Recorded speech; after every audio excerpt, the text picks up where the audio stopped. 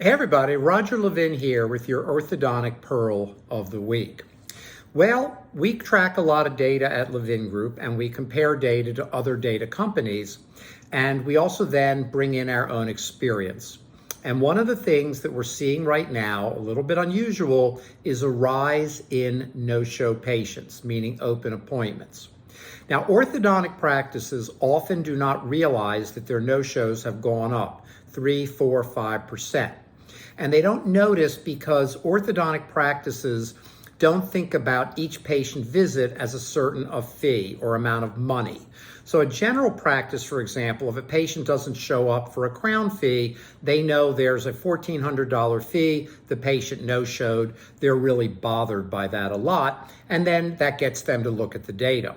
But in ortho, we may know people didn't show up, it may bother us, but you're so busy, especially in the afternoons, and on top of that, you really aren't focused on how many didn't show up because it's not a dollar fee per patient, per visit, per hour, per chair. But the fact is, I want to make you aware that no-shows seem to be rising. Now, why would that be happening? Well, one reason might be that people are concerned about their finances. We don't have the stimulus money that we had during the pandemic, and a lot of that was saved, but now a lot of that's been spent.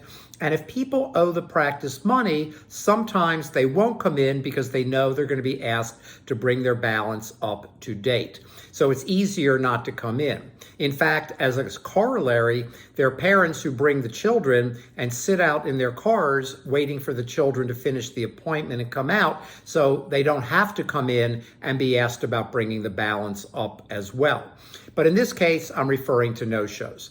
Now, there's a huge problem caused by no-shows, maybe even bigger than not collecting money, although we want you to collect 98% of what is owed to the orthodontic practice on time.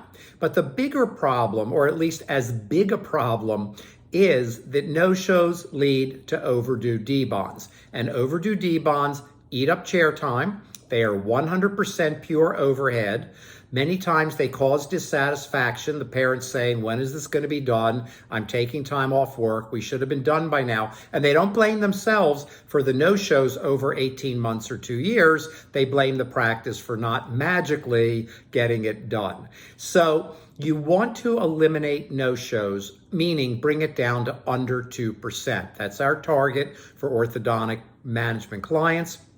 That should be your target. It's a good target, and you can accomplish that within 90 days. So go back, measure your no-show situation, focus on it, design strategies to reduce it, and bring your no-shows into line.